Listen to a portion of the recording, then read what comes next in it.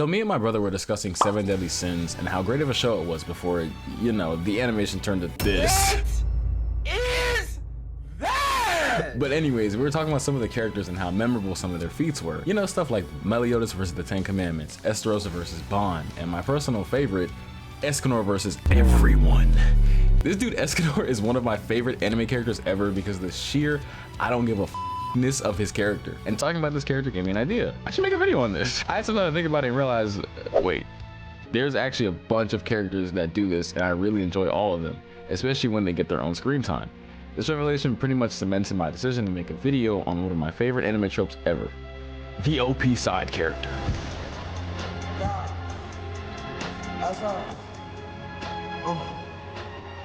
What's next? What's next? What's next? What's next?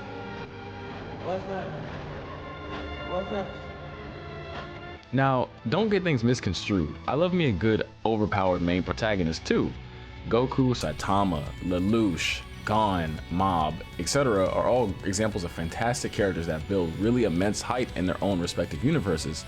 But a very underrated part of a lot of these shows is the supporting cast that either helps the main character get to where they need to be or gives them an assist when it's needed. They're often the source of grounding for the MC and at certain times can be used to help balance the skills of an overpowered antagonist. Now I will say that balancing is sometimes hard to do when it comes to OP side characters, and certain shows hit it perfectly while others do not. In order for this trope to work, the main protagonist still needs to be getting stronger and have their moments of shine alongside the OP side character. The side character also needs to have moments where they might struggle or it's shown that they're not completely unstoppable, as it helps bring a slight sense of fear to the viewer that's kind of like, oh, they might actually get hurt or die here. Personally, my favorite parts of some of the shows featured in this video are when the OP side character, you know what, I'm gonna be honest, I'm getting tired of saying OP side characters, so I'm just gonna refer to them as the OSC for the rest of the video, because typing that out and reading it is obnoxious. Anyways, the best parts of some shows are when the OSC is actually shown struggling with something, whether it be mentally or physically, because it shows that their conflicts are just as important and real as the MCs. The best way I can explain this point is to give you guys some examples from some of my favorite shows, or just shows that I can remember off the top of my head. First and foremost, since she was the inspiration for this video, is Escanor from the Seven Deadly Sins. Now I'm gonna be honest with y'all, Escanor is definitely my favorite off this list. In my opinion, he's the perfect example of an OSC done right. Exhibit A, when he first shows up in the show, he's presented as a weak, cowardly bartender that's facing the impossible task of going up against one of the 10 Commandments, Galen. At first, it looks like he got bodied. You know, he's under the rubble, he's smushed, but then the sun comes up and he gets his daytime buff and he transforms into real nigga mode. He proceeds to body Galen not once, but twice without breaking a sweat. And watching back the footage, I realized something that didn't even occur to me before. Okay, hear me out, right? Galen has a commandment that doesn't allow his opponent to lie to him, right? So when Escanor says this, I am a human, but I'm also the one who stands at the pinnacle of all races. This nigga is literally not lying. Like, bro, this shit had me crying because, like, this means that Escanor dead meant every single thing he said because he didn't freeze up once, obviously. Exhibit B of Escanor being him is when he went up against Estarossa. Now, this was peak and probably one of my favorite parts of the show that I remember the most. So, you know, Escanor was doing a full court press against the Holy Knights and some of the sins and had them niggas completely froze up because his commandment says that those who bore hatred in their heart can't act in his presence. Basically, they're frozen, they're stiff, you know? Now, guess what happens next? Oh shit, here we go again. This nigga, Escanor, pulls straight up to him to run the ones. And Estarossa was like, what the f going on? My shit not working. And Escanor hit him with the, Of course it doesn't. Why should I bear any hatred towards someone who's obviously weaker than myself? All I feel is pity. and I was like, this nigga is a dog. After that, Escanor lets Estarossa, you know, get a few good licks in, but then he hits one of these. And if you're an avid anime watcher, you know when they cover half of someone's face, they about to lock in for the next attack. Estarossa feels a punch coming that's so strong, he literally thinks it's the sun. And at first he's like, okay, you know, I tanked that, light work, but then he fell to his knees and he's like, wait, I didn't hit legs today. and y'all tell me why Escanor hits this nigga with the, What's wrong? Did you drop something on the ground? and I'm not gonna lie, watching this shit back had me rolling. Cause like, bro, that's so disrespectful. Now, I'm gonna jump forward a little bit cause the section's getting kind of long, but after a brief exchange, Escanor is about to unleash the sun on Estarossa when Estarossa decides to use his darkness to swallow the sun and full counter Escanor. Now this works until it doesn't. This nigga Escanor says, My attacks have no effect on you? Who decided that? Your darkness swallowed up my sun? Who decided that? I will be the one to decide. Man, whenever I see this scene, I feel like I can't Christmas, because Escanor is literally him, dog. Like, you literally can't tell him at all. It's crazy. All right, I'm not gonna lie, that's enough glaze, but I just wanted to prove the point that Escanor is an OP side character done right, because as strong as he is, his main goal throughout the show is still to help Meliodas and the Sins and keep everyone safe. But he's nerfed when it's nighttime, so therefore the authors did kind of give him a way to be balanced with the MC and cast, while also being overpowered when he needs to be. Also, shout out to the voice actor for the English dub, because he hit that shit. No cap.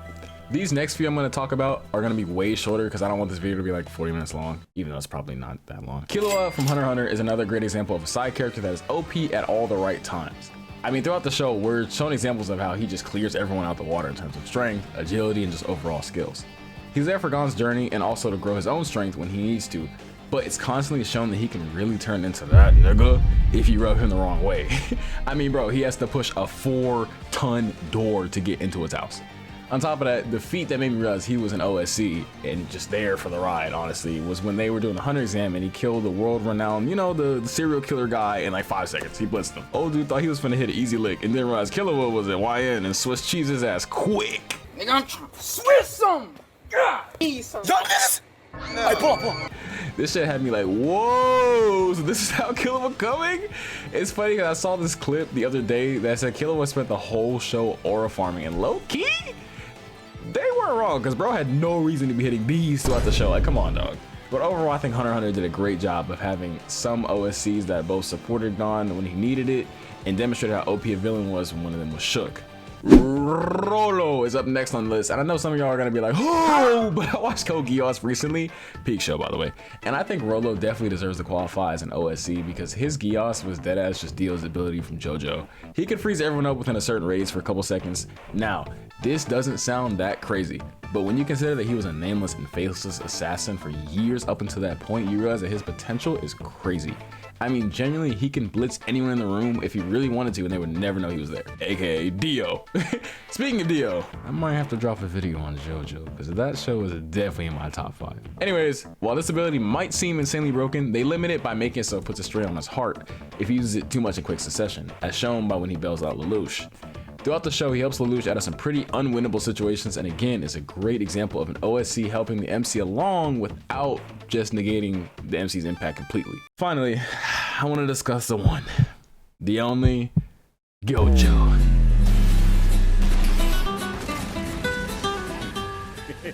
Now, I can't even lie, this nigga gets unimaginable amounts of glaze by both people inside and outside the anime community. While he's not my favorite out of all the OSCs, I definitely fuck with him as a character, and he also fits the definition of an OSC to the T. I mean, you literally got a nigga that changed the dynamic of his entire verse just because he was born. He was so strong that the curses, niggas that don't f with each other by the way, had to band together just to try and max him out. And let's not forget, he's not a main character. The entire Shibuya arc is a plot by the curses just to seal him. Not kill him, but seal him, because he's so strong that that's the best plan they could attempt, and even still they barely got it off. Now, Gojo's a great OSC because while they could make him bail out Yuji at every inconvenience, most of the time he actually lets him fight his own battles, and Gojo gives him room to make mistakes and grow. The only time Gojo really steps in is to bail someone out is if the threat is really big enough to warrant his power, aka Sukuna or Jogo or Hanami at the end of season 1. I think they do a really good job of defining him as an OSC because once he gets sealed in season 2, it really raises the stakes because now it's like, oh we lost our crutch. Although, I can't lie, this section is getting kind of long, so I'm gonna end it. But honorable mentions really quick to Hehe from Yu Yu Hakusho, Nezuko from Demon Slayer, Granny from Dandadan, Itachi from Naruto, Levi from Attack on Titan, and many other. Yo, there's actually so many characters I could put on this list, but the video will be so long. But a lot of people. Now, a very important thing to remember when it comes to OSCs is that more surprisingly than not, they usually end up becoming fan favorites. This isn't to say it happens in every show, because believe me, it definitely doesn't. But if you ask 5 people to name their favorite character from a show like JJK, right? I can bet you $500 that at least one of them will say Gojo. Same applies to 7 Deadly Sins, Hunter x Hunter, etc. It's a unique aspect of most shows to have OSC because they give viewers someone else to latch onto while not taking away too much from the MC storyline, most times. And the reason I say that is because me personally, nigga, I'm picking Escanor over Meliodas every time. And don't get it twisted, Meliodas is a dog in the show until he gets nerfed by bad animation. But when Escanor comes on screen, it just brings a certain level of like, this nigga's about to bang out, or okay, now the fight's getting serious. However, in a show like JJK, obviously I'm gonna be rocking with Gojo way more than someone like Yuji.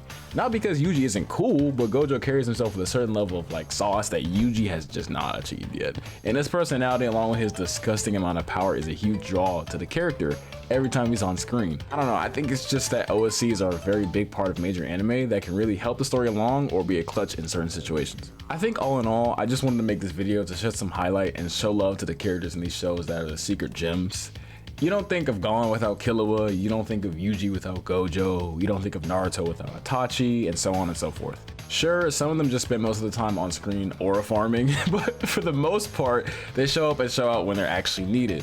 I know I definitely didn't cover everyone that falls under this trope, so if there's someone I didn't mention that you want to add to the list, be sure to drop in the comments below. I have a lot of anime that I actually haven't seen, so I'm sure I'll acquire some new favorites in the next few years. That's all I got. If you enjoyed this video, consider dropping a like. If you're new around here, consider subscribing. It really helps the channel out a lot. I try my best to drop some bangers, and my upload schedule is really all over the place right now. I'm not gonna lie, I've been hoeing y'all for January because bro, work has been crazy, and I've been traveling a lot. So that's my bad. That's on me. But I'm gonna try and lock in and get some videos done for y'all. I'm very excited for what this year holds. That's all I got for today. So until next time. Peace. She want control or delete. You got tea in a sheet, I'm like, do you like me? She like, oh yeah, of course, why she all on my steak? But she do not dry, she want me to show feet.